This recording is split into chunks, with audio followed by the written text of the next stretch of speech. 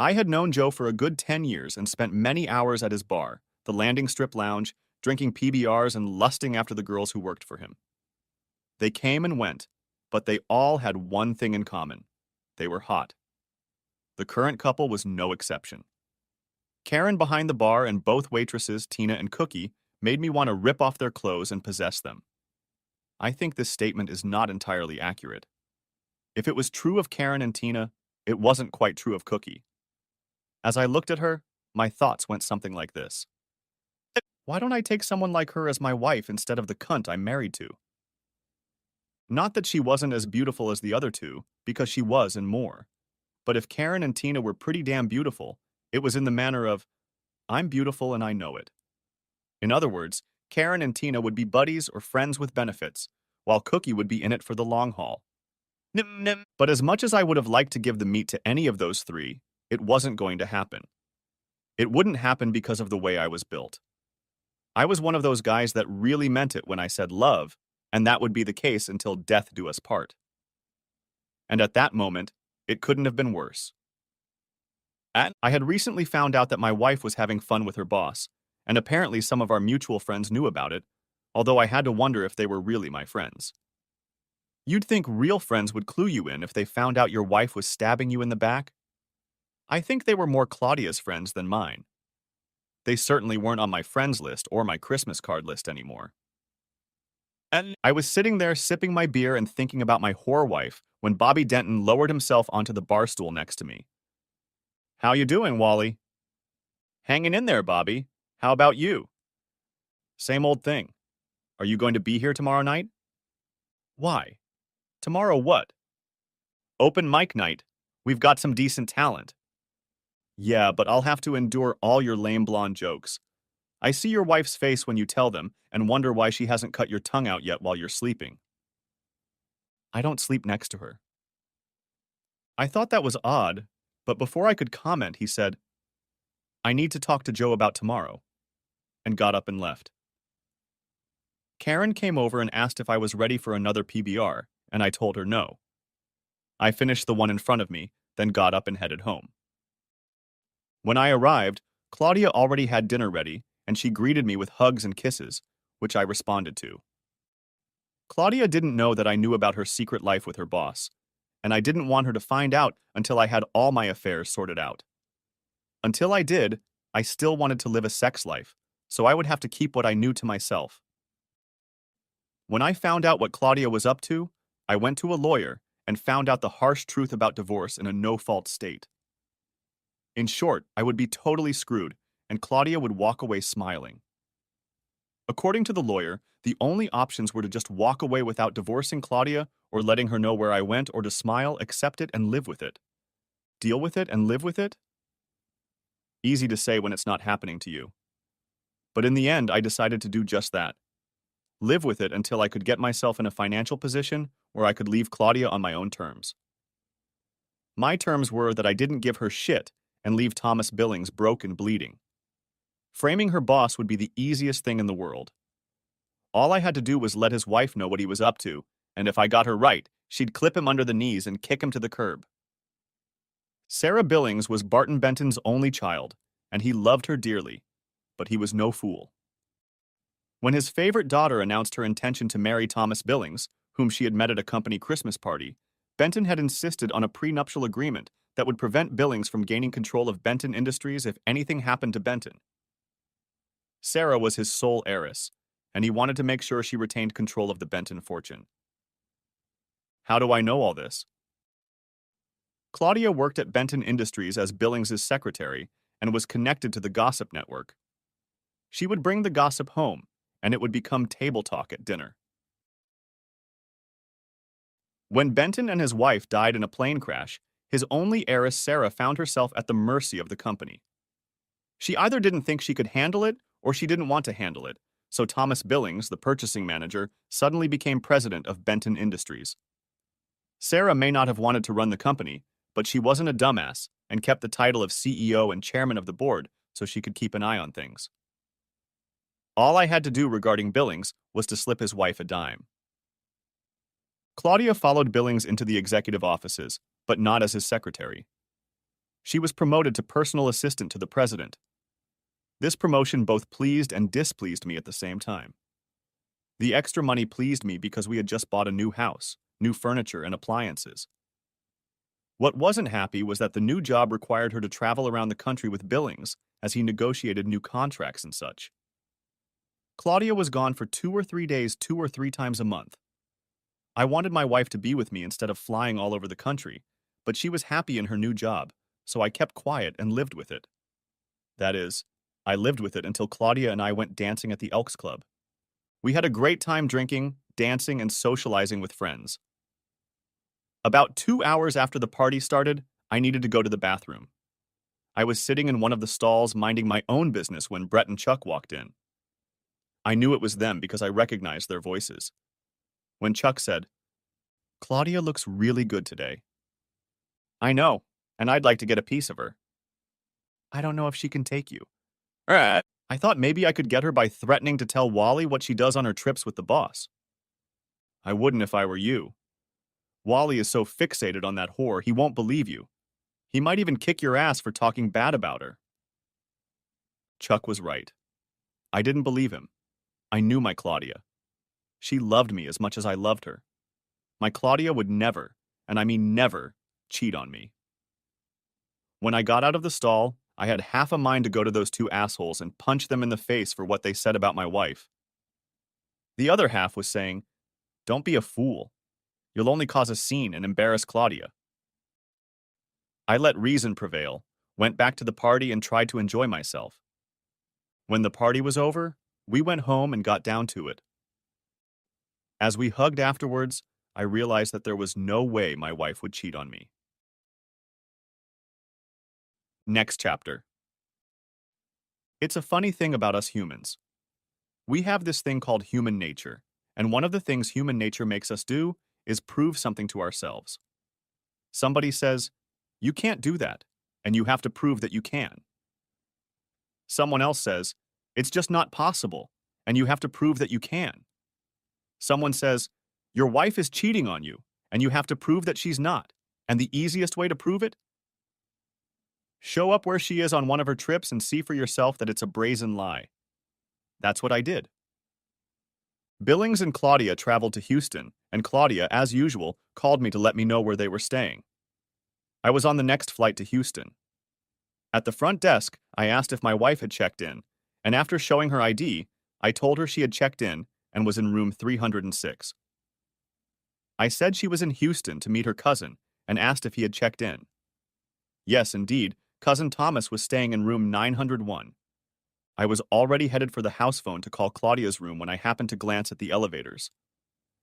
I saw Claudia and Billings coming out of the elevator, holding hands. They were smiling at each other. They stopped and kissed as the elevator doors closed behind them, then headed for the hotel bar. I'd seen enough to realize what I'd overheard was true, and all I had to do was turn around, go home, and decide what to do. But then human nature intervened. It was telling me, "You need to find out more, Wally." I couldn't just follow them into the bar because they would notice me, so I needed to change my appearance enough to not attract their attention. I went into the hotel gift store. There was a lot of Houston Astro merchandise there, and I bought a baseball cap, a windbreaker, and a canvas bag with the team logo on it, as well as a pair of cheap sunglasses. I picked up a copy of People magazine and then headed to the public restroom. The suit and tie went in the bag. I whipped the lenses out of my horn-rimmed glasses, put on my cap and windbreaker, and headed to the bar. True, the disguise was a little thin and wouldn't stand up to close scrutiny, but I didn't expect Claudia or Billings to be scrutinizing anyone. They certainly hadn't expected to see me in Houston, and judging by the way they held hands and kissed in public, I highly doubted they were thinking about private investigators or detectives. I spotted them when I walked into the bar. They were sitting in a booth, drinks in front of them, and they were making out. I took a table so I could see them, ordered a drink, and then sat at the table, sipping my drink and pretending to read a magazine. They had 2 drinks each, played kissy face for a while, and after about half an hour, they got up and left the bar. They walked past me and didn't even look at me. I waited a minute, and then got up and followed them. I watched them walk hand in hand to the elevator, pressing the call button. They stepped into the elevator, the door closed, and the elevator went up. It didn't stop at the third floor, so Claudia could get off and go to her room. It reached the ninth, stopped for a minute, and then headed down. On the way down, he didn't stop on the third either.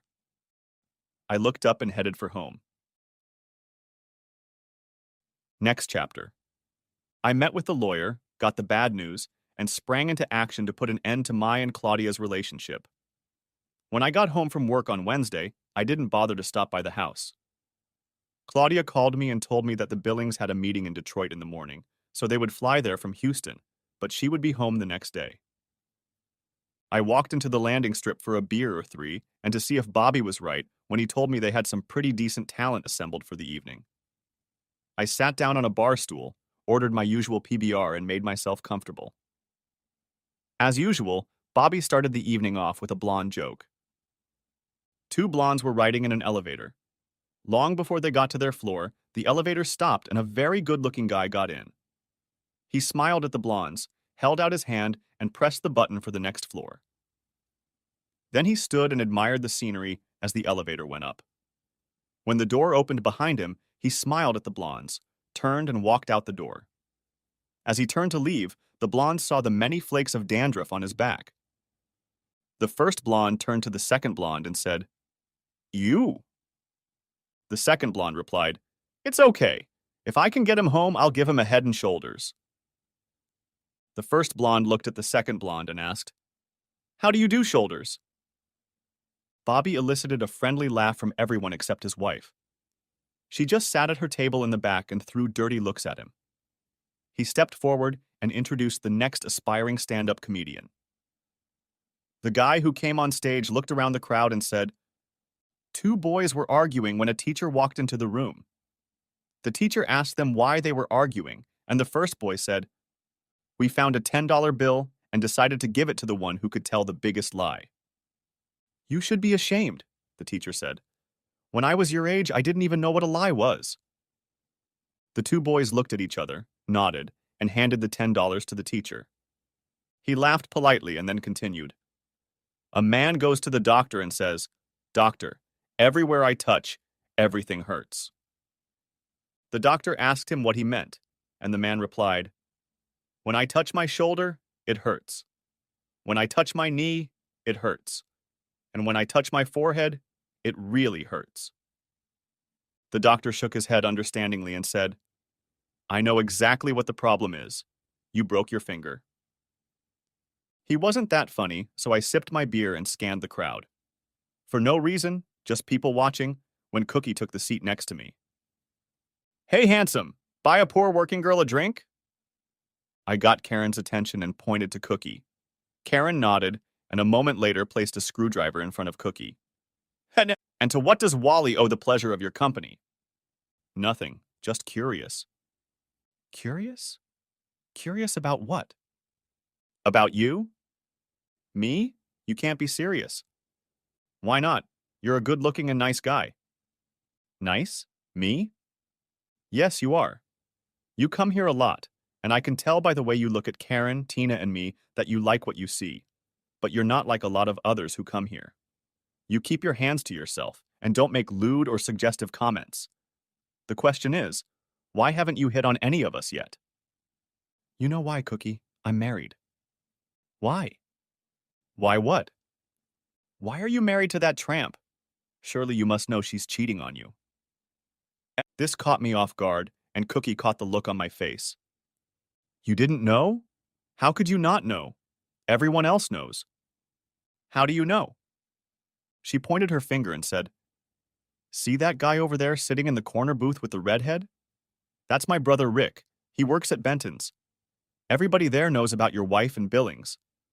Rick came in here one day and saw you sitting here, and I was talking to you. He told me later that he felt sorry for you, and when I asked him why, he told me. What I can't understand is why, if everyone knows, no one bothered to let me know." "I don't know. Maybe for a variety of reasons." "Name a few." "There are so-called open marriages these days. There are those who like you too much to hurt you, and there are those who may be the other side of the coin, and don't like you enough to be happy about it happening to you. There may be people who like you but like your wife more. She finished with the screwdriver and said, "Break's over. You need to get your ass back to work." I looked at that ass as she left and wondered if she'd accept a date when I got rid of Claudia.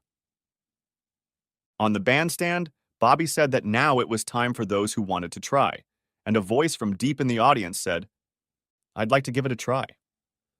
Everyone in the audience, including Bobby, was surprised to see his blonde wife Brianna stand up and head toward the stage.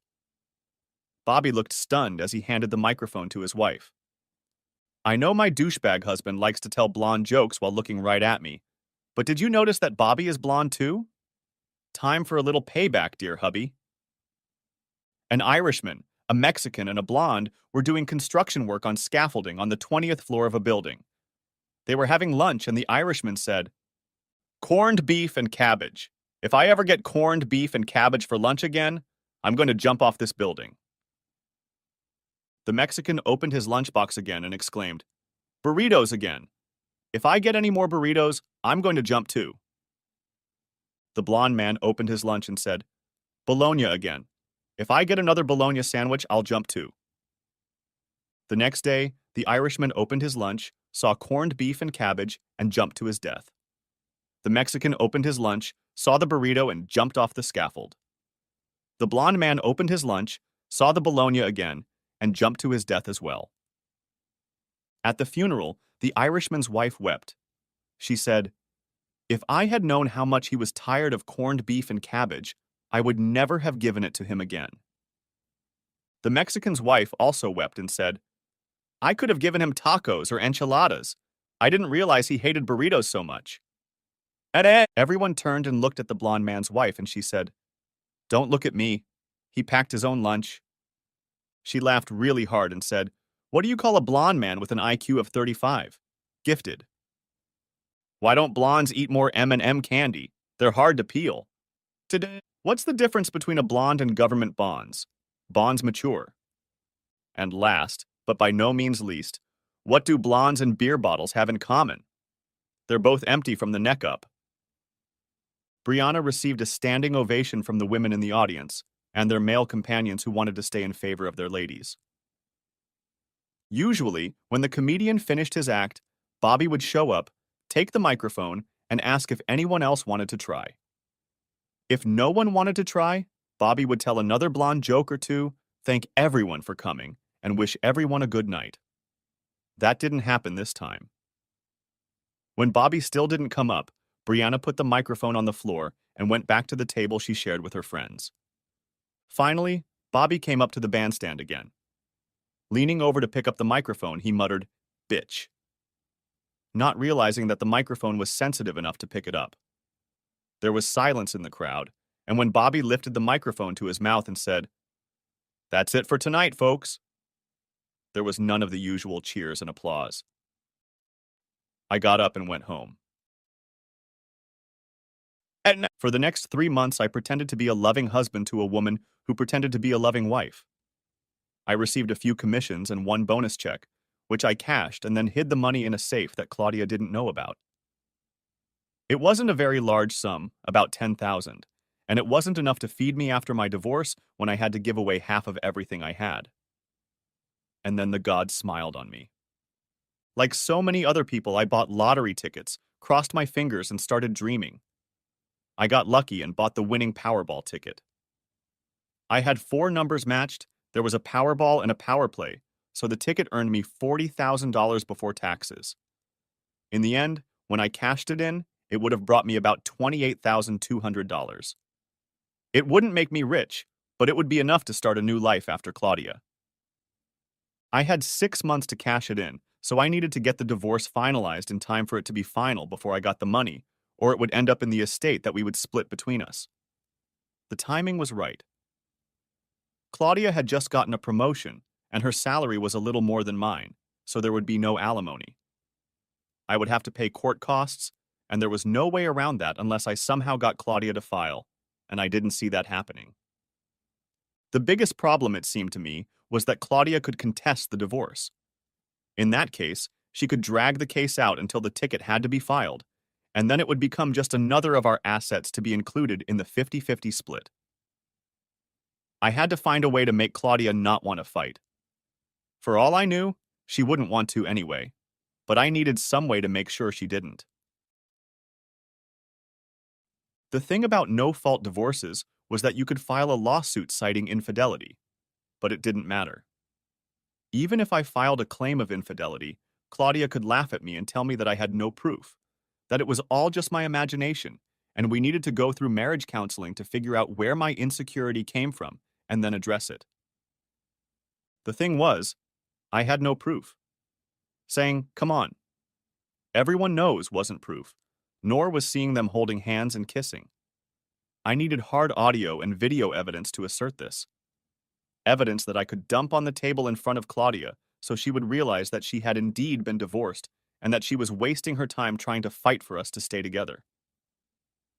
I didn't have that kind of proof, and after talking to a couple of private detective agencies, I realized that I couldn't afford to get the proof I needed if I went that route.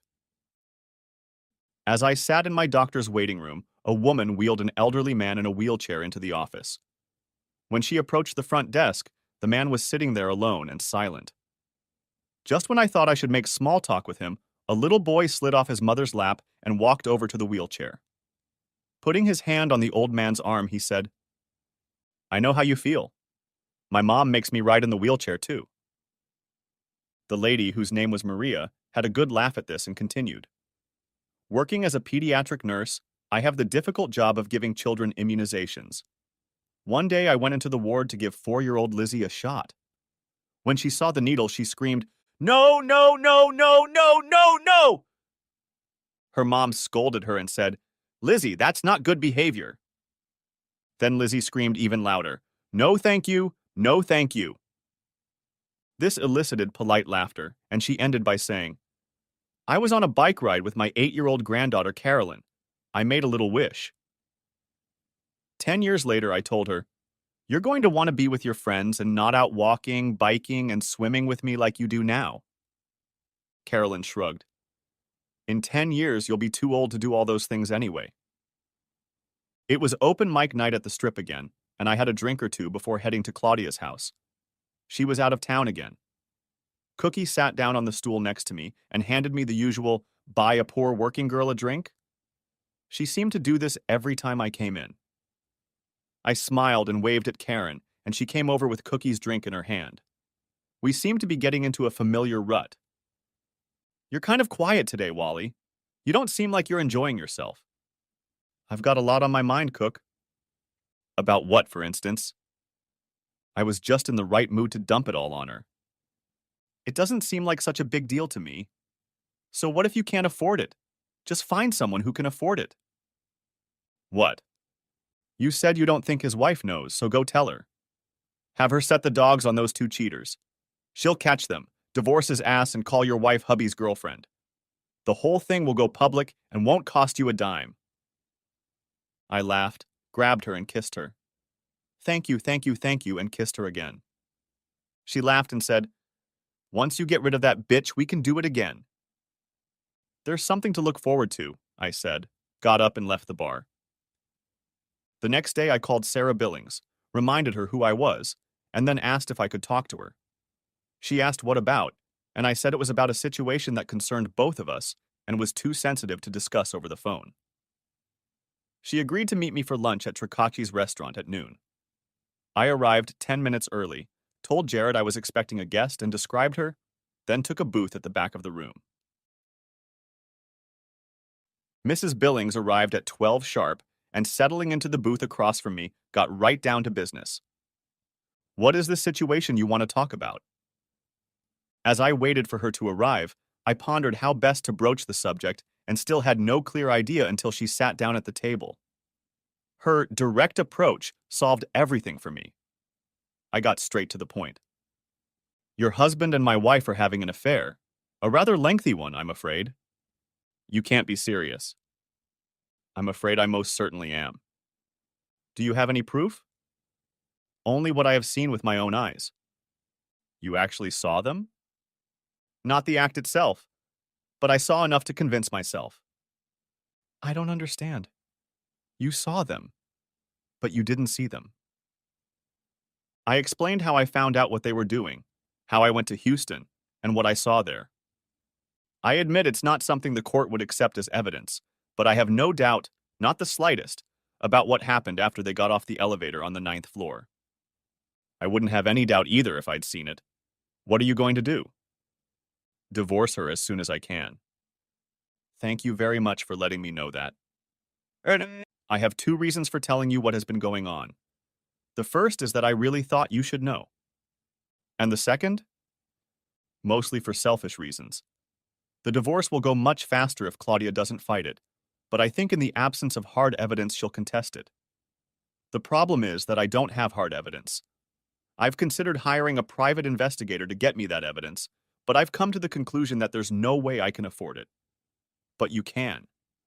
I hope you'll want to get the evidence you need to get rid of this cheating asshole, and then as a token of your appreciation for me figuring you out, share that evidence with me.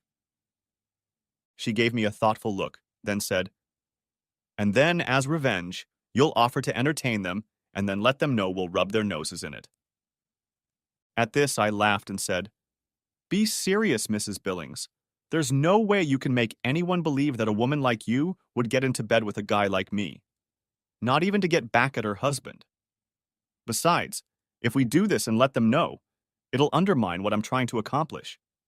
It'll give Claudia something she can use to countersue, and the divorce will end up dragging on. I want to get rid of this cheating woman as soon as possible. I think it's going to affect me too. Okay, we'll just chalk it up as a what could have been and move on with our lives. We exchanged cell phone numbers and parted ways. When I arrived, Claudia was home, and over dinner we talked about how our day had gone. We were both still playing the role of loving spouses, so we settled down on the couch and watched TV until bedtime, and then went to bed. I don't know if Claudia considered it lovemaking or not. Tuesday repeated Monday, and I expected Wednesday to repeat both Monday and Tuesday. But at noon on Wednesday, I got a call from Claudia saying that she and her boss needed to be in Detroit Thursday morning, so they were flying in at 4 p.m., and she wouldn't be home that evening. So I did what I used to do when Claudia was gone on Wednesdays and went into the landing strip. I was working late and, as a consequence, got there after open mic night had already started, so I missed the blonde Bobby jokes. Karen brought me a PBR, and I turned my attention to the bandstand. I looked over to the table where his wife usually sat and saw that she wasn't there. As far as I could remember, she never missed open mic nights, and I wondered if what had happened the previous Wednesday had something to do with that. The guy standing there was a regular, but I'd never seen him get up on stage before. The economy is so bad. CEOs are now playing miniature golf. Hot Wheels and Matchbox shares are trading higher than GM. McDonald's is selling a quarter of an owner. Parents in Beverly Hills have fired their nannies and are forced to learn their kids' names. A truckload of Americans hit Mexico. Motel 6 leaves no lights on. And finally, the mafia fires the judges. I laughed politely, and then I heard, buy the poor working man a drink, and turned to see Cookie had taken the stool next to me. It went on, and before I could say a word, Karen was already setting the drink in front of Cookie. I was surprised as hell when I grabbed her and kissed her hard. Shit. Why all of a sudden? I took your advice and contacted Sarah Billings. She didn't know her dear hubby was spreading pollen behind her back. I'm sure she's going to make inquiries about him, but I'm not sure she'll share what she finds out with me. It doesn't matter, though. Like you said, when she divorces him, it will become public and I can take advantage of that. And all I'll get for that advice is a kiss? What would you want instead? Ask me again when your divorce is final. I looked at her for a long moment, then said, count on it. She smiled, finished her drink, and went back to work. When I got home from work on Thursday, Claudia was home and dinner was almost ready. When I walked in, she asked, dinner first or dessert? Dinner first. If I start with dessert, we may never get to dinner, and it would be a shame to throw it away. I remember how you always pick dessert first. And I remember when you weren't a cheating whore, I thought, as my mouth said, I was much younger then, and didn't realize I needed food to keep my strength and stamina up. After dinner, we settled down on the couch and watched TV before heading to bed. The next week went by without traveling, but Claudia worked late and had to go out for a half day on Saturday. Sarah Billings called me on Tuesday and asked me to meet her for lunch at Tricacci's.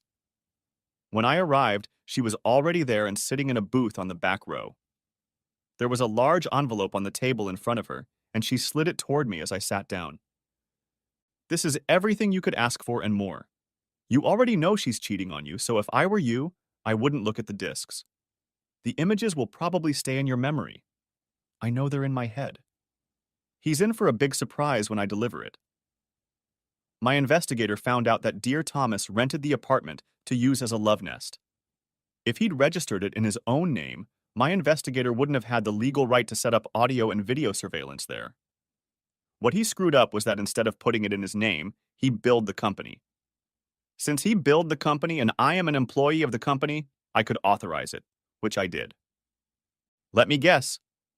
Tuesday and Thursday when Claudia told me she had to work late, and Saturday when she told me she had to go to work half a day.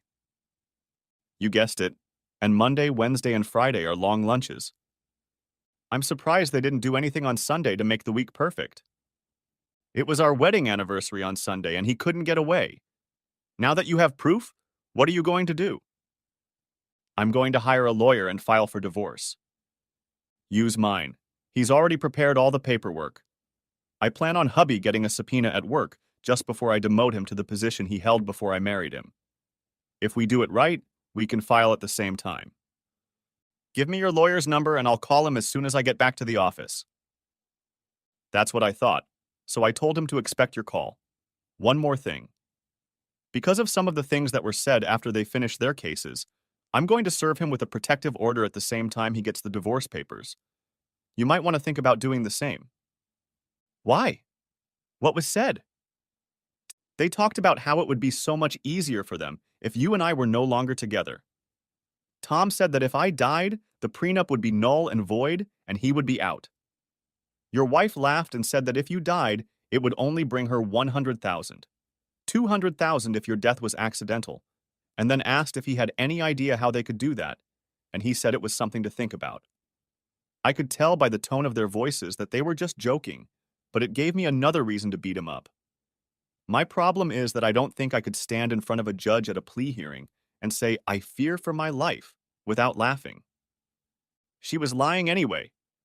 I only have $25,000 in life insurance, but I agree with you so I'd have something to hit her with. Do you have a vacation? 3 weeks. Why? I thought the day after I demote Tommy, I might appoint you as the new president of the company. Of course, it'll only be a sham, but think how he'll take it that the husband of the woman he's been having fun with is going to be his new boss. He'll be furious. You could even pretend to build a case against him to get him fired. Why don't you just fire him instead of demoting him? He'll probably sue the company for wrongful dismissal. What kind of unfair dismissal? The apartment he's paying for with company money is misappropriation of company funds for personal use. His affair with a married female employee under his direct supervision opens the company up to a harassment suit if he gets tired of Claudia and kicks her to the curb, and she gets angry enough to try to get back at him. All this plus the fact that he's cheating on you shows that he can't be trusted, and you can't have your company run by a man who won't rust. Take all of this to your attorney and see what he says.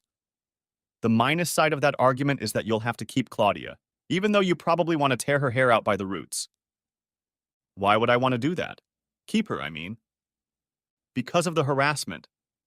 All she has to do is say your husband told her he'd fire her and give her a bad reference if she didn't agree. You'll keep her, give her a small raise, and promote her to the shittiest job in the place. And after a while, she'll get sick of the shitty job and quit. I looked at my watch. I need to get back to work. Thank you for this, I said, picked up the envelope in front of me and stood up. What about my idea of making you president for a few weeks? It won't work if you fire him and he's not present for it.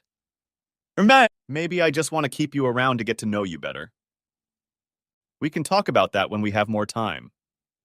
You have my number? Call me. As I drove to work, I thought about what she said about wanting to get to know me better. I would call her, but only to discuss the divorce and the timing of when our estranged spouses would be suing. How do you get to know each other? No. She was steak, lobster, and champagne, and I was Diet Coke, burger, and fries.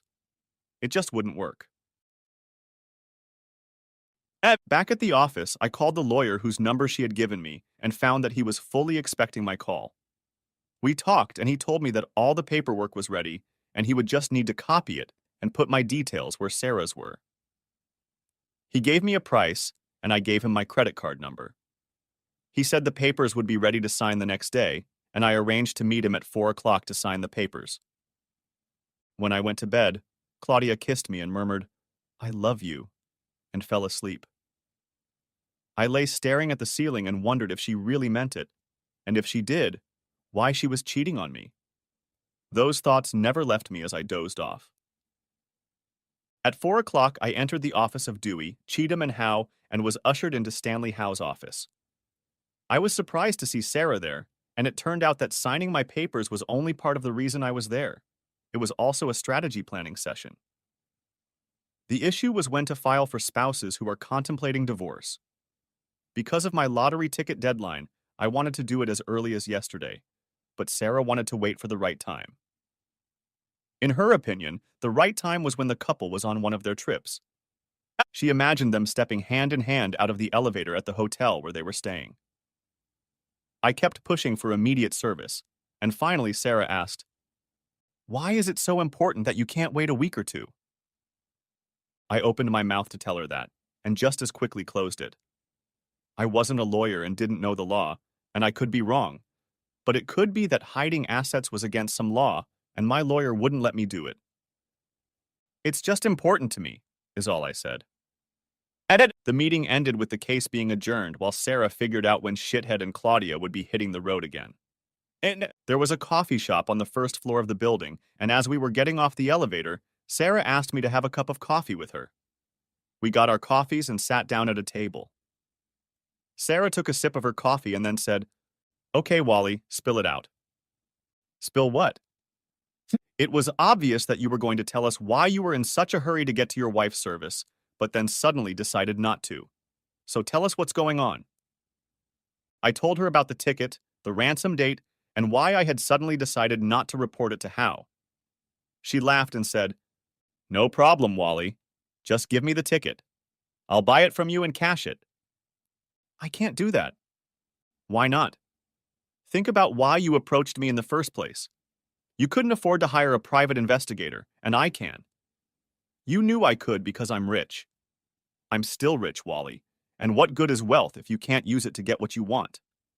I want Tommy to be served the way I described in Howe's office. To get what I want, I will use my wealth. Besides, you'll be in the winnings if I buy your ticket." "How's that?" "I'll give you 40 in cash, and you can put it in a safe or in your mattress, and you won't pay any state or federal taxes on it." "But you'll end up paying taxes." "So? I'll give the ticket to my accountant, and by the time the taxes are paid, it will have disappeared into the general population and won't amount to a dime. Once again, Wally, I'm just using my wealth to get what I want." I only shrugged my shoulders and agreed. I don't know how she did it, but 2 days later she gave me 40,000 in cash and I put it in my safety deposit box. Sarah got what she wanted and everything happened just as she had envisioned. Claudia and Shithead stepped off the elevator in the lobby of the Atlanta Marriott Hotel, smiling and holding hands. The smiles disappeared when a pretty blonde woman chewing gum walked up to them and handed them each an envelope, then informed them that they had been served. Claudia looked at the envelope in her hand and cried. Shithead looked at his face and his face turned ugly. He tried to rip the envelope in half but couldn't because it was too thick. He threw it on the floor and kicked it with his foot, and it slid across the floor into the elevator just as the door closed. Claudia collapsed into one of the chairs in the lobby and sobbed into her hands. Shithead looked at her in disgust and left for the bar. After a few minutes, Claudia pulled her cell phone out of her purse and spent the next 10 minutes trying to call. When there was no answer, she finally gave up, threw the phone on the floor, and started crying again. Believe it or not, When I turned off the CD player and pulled out the disc, I felt sad at the sight of the video Sarah had made. I loved Claudia and still have feelings for her. Seeing her suffer made me sad. But my feelings for her weren't strong enough to survive what she was doing to that bastard. I remembered that morning when she'd been served, remembered all the calls she'd made that I'd ignored. I wondered what she could say that would make a difference. When she got home, she found that I had changed the locks and couldn't get in. I let her ring the doorbell and banged on it for 15 minutes before I opened the door. Said, "You didn't read all the papers in the envelope you were handed? Have you not read the order of protection that requires you to stay at least 500 feet away from me, my home, my place of employment, and any other place I may be? Leave now before I call the police and they come and arrest you." "You can't do that to me, Wally. This is my house, too." "Then the judge who signed the order doesn't think so, Claudia. Now get out before I call the police." "Damn it, Wally, you have to let me talk to you. You have to let me explain." "No, Claudia. That incident with the cotton you gave me said it all." And I slammed the door in her face. Of course, that was a lie. She hadn't given me the social disease, but she didn't know that. And I hoped the thought that she had would torment her until she took the test herself. 5 minutes later, she was still banging on the door, and I called the police. A car arrived with 2 officers. I showed them my ID, and they told Claudia she had to leave. She tried to argue with them until they finally told her to leave and stay away or they would arrest her. She threw a disapproving look at the house and then left. I waited 2 days and then called her and told her I would meet her at Barney's Tavern and let her talk. We met and I got the crap I expected. She did it for us. She did it because the money would help pay off our debts, and once that was done, she planned to leave. She only loved me, and with Billings it was just sex, and it wasn't great. I was much better than that. We were able to get through it because we loved each other. Just give her a chance. I listened to her and then gave my opinion. Just sign the papers and send them to Claudia. You sign, and all the videos of you and that bastard doing business will never get to family and friends. You'll never have your own internet site, and they'll never show up on any of the thousands of amateur sites I could send copies to. Just subscribe and let it be Claudia. After watching the video of you and your lover, those scenes are imprinted in my mind, and they will never go away as long as you're around to remind me. It's over between us, Claudia. Accept that and move on with your life. Damn it, Wally, I don't want a divorce. I love you. Then you never should have started cheating on me. Now you're used and spoiled goods, and I want nothing more to do with you. Consider yourself lucky. At least you still have a job, which is more than can be said for a guy lover. I stood up and left her sitting, and smiled, knowing that when she got ready to leave, she'd find out I hadn't paid the check, and she'd stay with it. Next chapter. Sarah called me 3 days later and asked me to meet her for lunch. We met at Tricacci's restaurant, and after Mandy took our order, she filled me in on what happened after Shitcrat was served. Apparently, he never found the envelope he threw in the elevator, so he never got to read the protective order. When he got home, he couldn't get in because Sarah had changed the locks. He started pounding on the front door, kicking it with his feet and yelling to Sarah, "Get your ass over here and open the damn door!" He apparently didn't notice a car parked outside with Avery Security Service written on the door. 2 men got out of the car, approached him, and politely asked him to leave. He told them to die and get off his property. One of the men told Shithead that they had been hired to guard the property and to see that he obeyed a security order instructing him to stay 500 feet away from the house and Mrs. Billings. Shithead again berated them and again told them to get off his property, and when they didn't move from the spot, shoved one of them. When he regained consciousness after being tasered, he found that the 2 guards had been replaced by 2 police officers, and he was handcuffed. When he left the prison and went to work, he was stopped by 2 guards who told him that they had been ordered not to let him enter the building beyond the lobby. One of the guards picked up the phone and made a call, and 3 minutes later, the human resources manager showed up and informed the asshole that he was fired for embezzling company funds and violating the morals section of the company's policy and procedure manual. "You can't do that to me, asshole. You seem to forget that I run this place. He ranted and raged, and when he wouldn't leave, the HR person called the police. They arrived, and the asshole went to jail for violating a protective order for the second time. He didn't know Sarah was in the building, so when he was brought before the judge, the same one as the first time, he was able to fight off the charge because there was no way he could have known Sarah was there. She didn't have an office in the building, and she wasn't one of the regular employees, so he had no reason to think she might be there. The judge agreed and let him go free. But he was humiliated to be led out of the building in handcuffs in front of the people over whom he had once been supervisor. One of them was Claudia. Sarah, as chairman of the board, took over as president and informed Claudia that she didn't need a personal assistant and that Claudia was to work in the secretariat until another position could be found for her. She would keep her salary and all other benefits she had acquired as personal assistant. And then Sarah told her that she really wanted to fire Claudia, and the only reason she didn't was because I talked her out of it. Sarah told me that Claudia seemed stunned that Sarah even knew me, let alone had any contact with me. A day later, she called Claudia into her office and told her that she was being promoted to office manager and sent to a plant that was 30 miles away. She then told Claudia that she was getting a 10% pay raise so that she would make as much as I did, maybe even a little more, so that I wouldn't have to pay child support. At the end of the meeting, she told Claudia that once our divorces were final, she intended to gouge my eyes out in gratitude for my informing her that her husband was cheating on her. Sarah told me that Claudia left the meeting with a shocked look and shaking her head.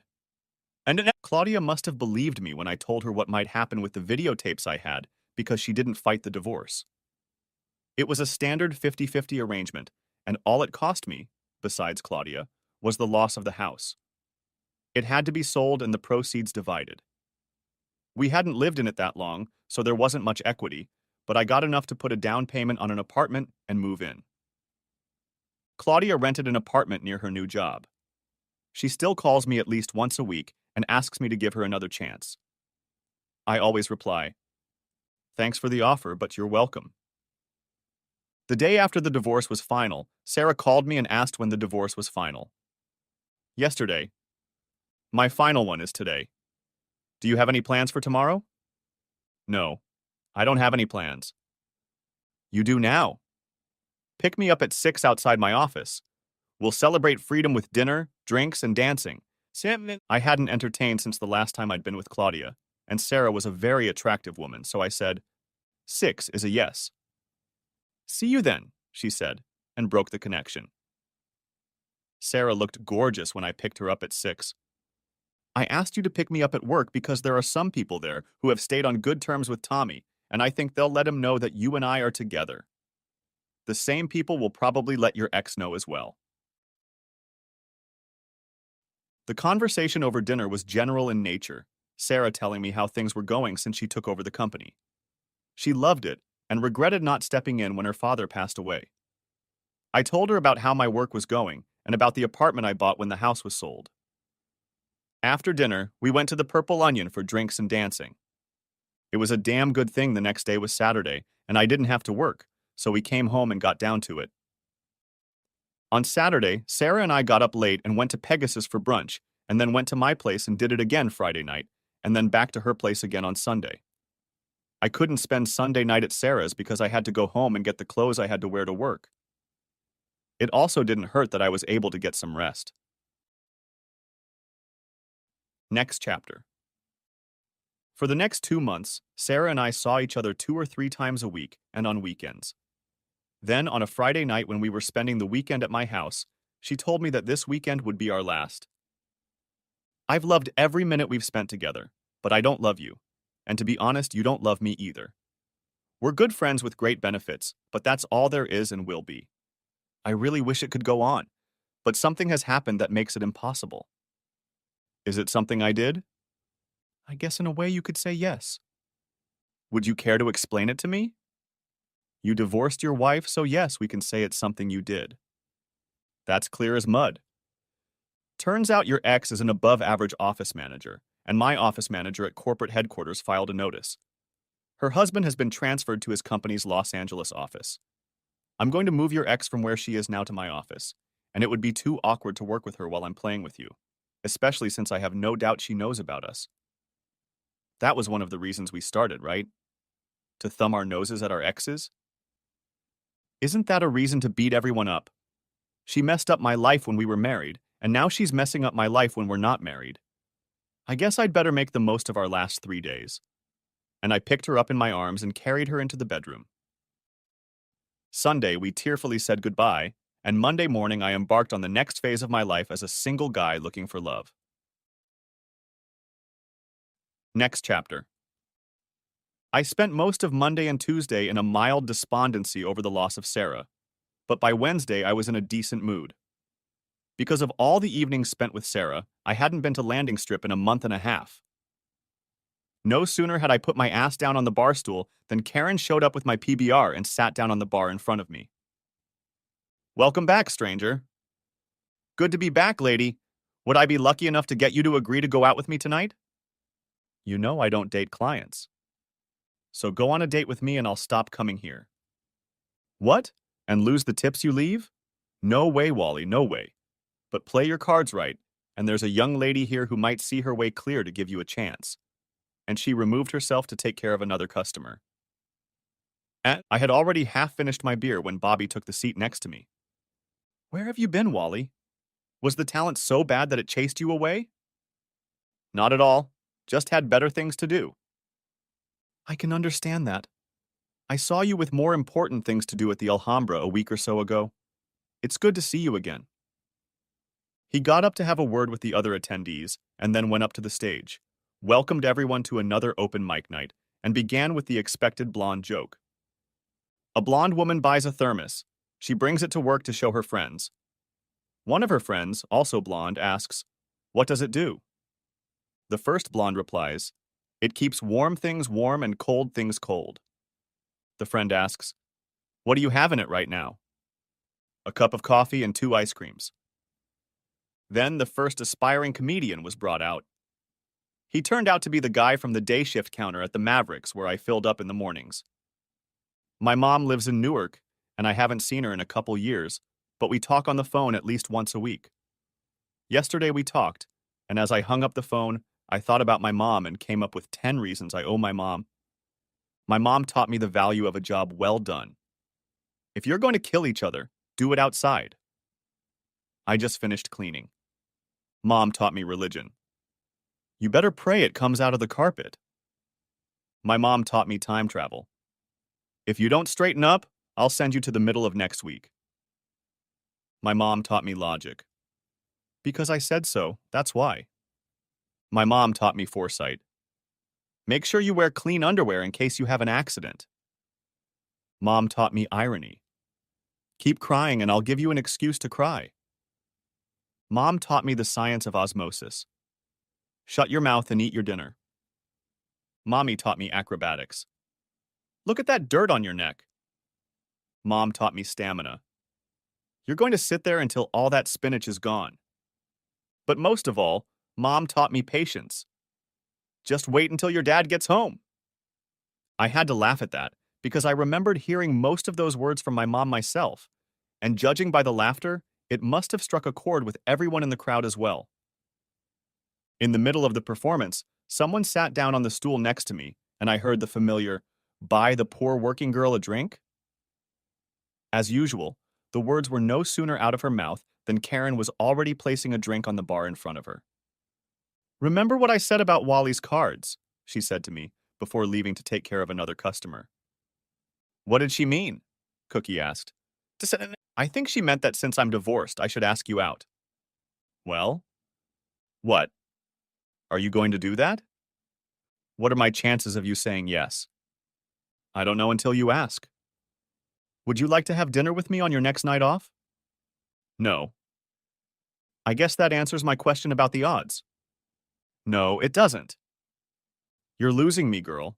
I'm getting some mixed messages." "No, I can't have dinner with you on my next day off, but I'm free the second day." "And when will that be?" "Tuesday." "Okay, let me try again. Would you like to have dinner with me next Tuesday?" "Yes, I would." She picked up a bar napkin, wrote on it, and held it out to me. Give me a call so we can set it up. I gotta go. And she got up and went back to work. Since I had just finished my third mug of beer, I decided it was time for me to go. I was at Cookie's door at 6 on Tuesday, and as I pressed the doorbell, I pondered where the next chapter of my life would take me. The end. Thanks for watching. I hope you enjoyed it. So subscribe to my channel and watch the next video.